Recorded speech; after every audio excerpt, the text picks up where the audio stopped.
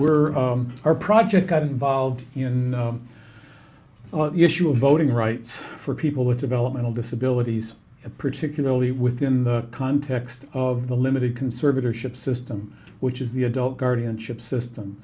So this system, which is run by judges, had been taking away the voting rights of thousands of people in Los Angeles County and throughout the state.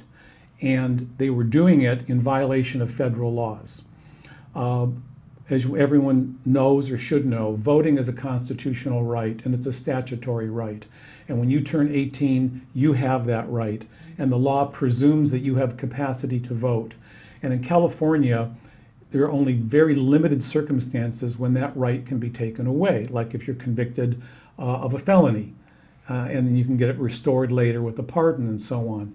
But with respect to people with developmental disabilities, if you become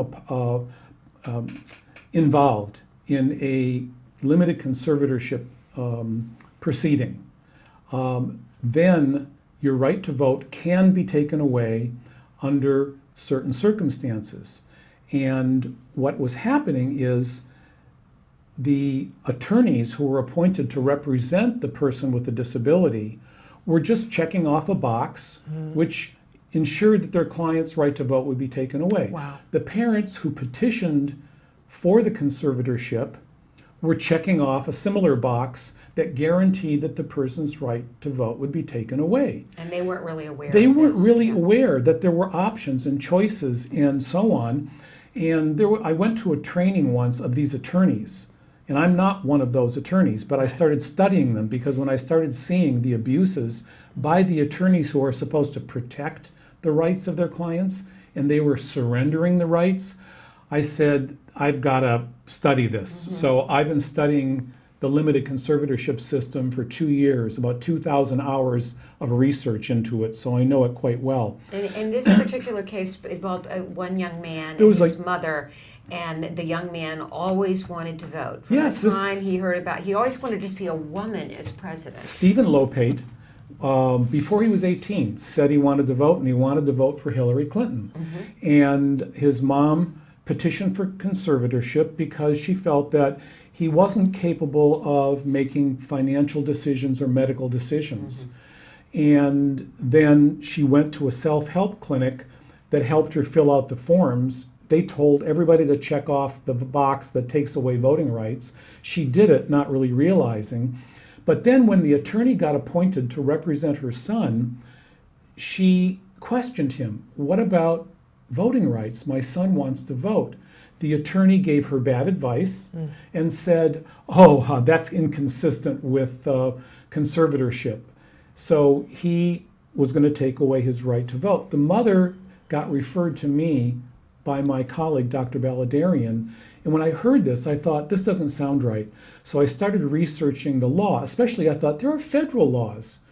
And I realized that California's statute said that the judge should take away the voting rights of a conservatee if they are unable to complete an affidavit of voter registration. And so that was the test. Can they complete an affidavit of voter registration? And I heard a judge educating at a seminar telling the attorneys, well, one mother said, that's no problem, I can fill it out for him and he can sign it. And the judge said, oh, that's not how it works, I told her. And then the whole room of attorneys laughed. And I was flabbergasted. I didn't laugh, it made me furious. And I thought, you know what, you're going to regret that, mister. And I've made an example of that judge ever since about that. Huh? So we convened we intervened in that case, and I let that attorney know, if you don't back down, you're going to be in real trouble. So he did back down, and Stephen got his right to vote. Yeah. And it looks like he may have his chance to vote for the first woman president. Exactly. So we convened. He'll have the last laugh, right? We convened a voting rights conference, and I met someone from the Secretary of State's office last year before the new election occurred. And so Deborah Bowen was the Secretary of State then. They introduced a bill in the end of the session to clarify that a person could have assistance in filling out the affidavit. Okay. So that eliminated, and that went through, got signed by the governor. But I kept saying it's still a literacy test because you have to be able to read, write, or understand in order to fill out an affidavit of voter registration. And 1965 Voting Rights Act, they used to use literacy tests against poor black people in the South. Of course they did. So the law says, federal law says, no state can pass a law that requires someone to prove that they can read or write or understand or interpret any matter. And I said that's exactly what this law does. So this year, the ACLU picked up the ball from where we left off last year. SB 589 was introduced, and it eliminates that literacy test, and it turns things around, and it says everyone, when they turn 18, are presumed competent to vote, even if they're in a limited conservatorship. And in order to take that right away, somebody, the person with the disability doesn't have to prove anything. Somebody who's trying to take it away has to prove by clear and convincing evidence that they are unable to indicate a desire to vote.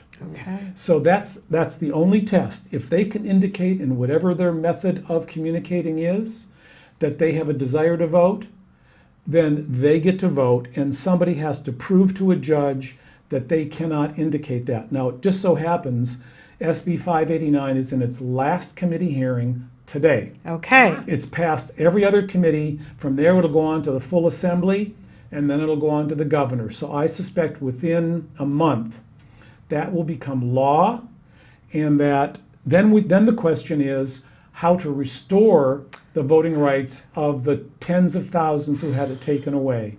So that all got happened because Stephen Lopez said he wanted to vote, and they got hooked up with our organization that just decided it wasn't right, and that we had to do something to fix it. So What a you never wonderful know thing. the difference you can make.